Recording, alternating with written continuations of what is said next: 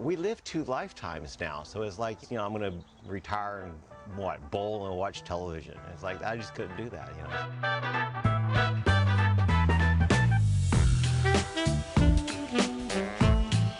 I'm Doug Jackson. I'm from Brownsville, Texas, born and raised. Now I'm living in Tulsa, Oklahoma. Retired, worked here as a Oracle database administrator, IT guy for the last 16 years. I've been making things my whole life. I started off working with my dad. We mainly fix things we broke, tractors, backhoes, pipes, that sort of thing. And the most fun thing I've built, I think, was the Argonaut Jr. It's a wooden submarine, and launched it nearly, or actually we crashed it into the lake.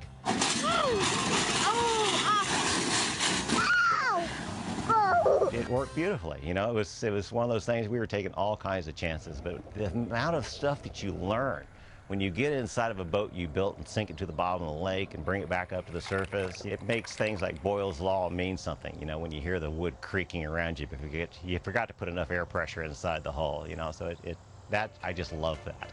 But the coolest thing I ever made was a 74-foot sailboat in my front yard.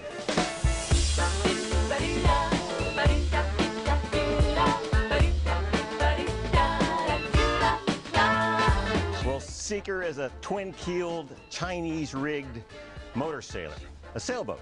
I built this boat because I was afraid of doing things like this. I decided to change my life, is what I did. I decided, I'm looking around at the world and people are doing fantastic things and it's not me. So I decided, go big. There's Lilani.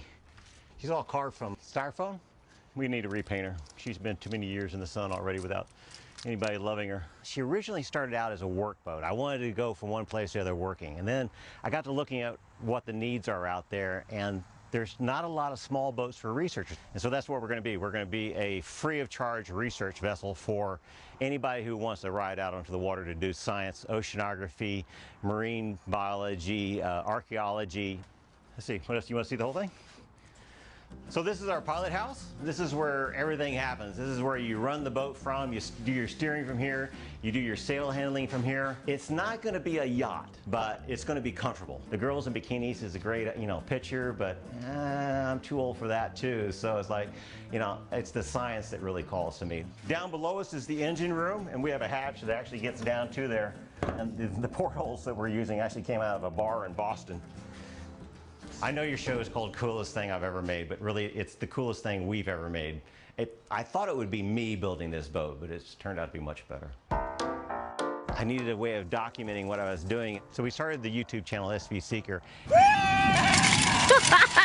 Somebody sees that I'm doing some welding and they want to come help, and I learn from them and they learn from me, and the rest of it just kind of grew. We're about 8 years into the construction, and I've had hundreds of people come through here to help me out from all over the world. Ideas and suggestions and donations, those are the things that are building this boat into a much better boat than what I would have built on my own. What do your neighbors think? I get asked that question a lot too. What do your neighbors think? I have fantastic neighbors. It's not the neighborhood I used to live in. I used to live in the homeowners association. There is no way you could do this there, but I'm fortunate to have places like Tulsa, an industrial town that does a lot of fabrication, that this thing doesn't really even stand out except that it's a boat. Main hatch is up here. That slides back and allows equipment to go inside the boat. Our monkey bars up here are for the sails. There's a big mast that comes up in the front there. Right. She's a Chinese junk rigged sailboat, and we're going to fly them like the Chinese did, flat, without any Western modification to them. To give you an idea, that's the size of a person standing underneath this. Yeah, we did the sails last August, so they're ready to go. The battens are ready to go. All we got to do is string them up the mast. So the forward sail comes up through a hole that's cut in that step right there. Big anchoring system and a big winch. We actually took this off of an old wrecker truck, cheap. So off to the side is our mast for the boat. The big one there is we customized that thing. The other two are utility poles. One came out of Illinois, the other one came out of a junkyard here in Tulsa. I don't know how much we have into it now. I expect it's somewhere around $300,000, $350,000. The beautiful thing is I got donations too that come in material and in cash and in people's help. You know, people ask me, how much money are you putting into the boat? The answer is everything. Everything I have goes into this boat. So this is crew quarters. There'll be bunks in here. A head, bathroom, back over here with a shower in it. The tiles all throughout the boat are EP. It's a Brazilian woods. It does really well in water, but this is the cheapest way you can buy it, is these are made from the scraps cut off from people's decks. And then we sponsored them, so we had people give us what quote they wanted carved into them. Cargo hold is next. And you gotta love our doors. I actually looked at watertight doors on an auction. I thought I was gonna get those for sure. They're in Oklahoma City. Like, who needs watertight doors? They sold for $2,600 a piece. So we ended up building our own. And we like throwing in artwork wherever we can. If you notice, the deck braces all the way down through the boat, they're all mermaids that have been cut out on the CNC plasma machine. I love putting art with something that's functional, because that's, I think, what really gives a boat, you know, its life, its character. We have a Cummins 5.9 diesel. That came out of the school bus that sits in the yard next door to us as a storage shed now. It's a 210 horsepower engine. It should push the boat in flat calm waters to 9 knots. But the primary thing here to remember is we're a sailboat. And my calling is, I love the guys that sailed in the 1830s. They didn't even know what a diesel engine was, so. I guess the idea, like so many people in my generation, came from watching too much Jacques Cousteau. They had scuba tanks, they had, you know, wrecks. It was just all those things that you were just, you know, way out there from where I was in the world.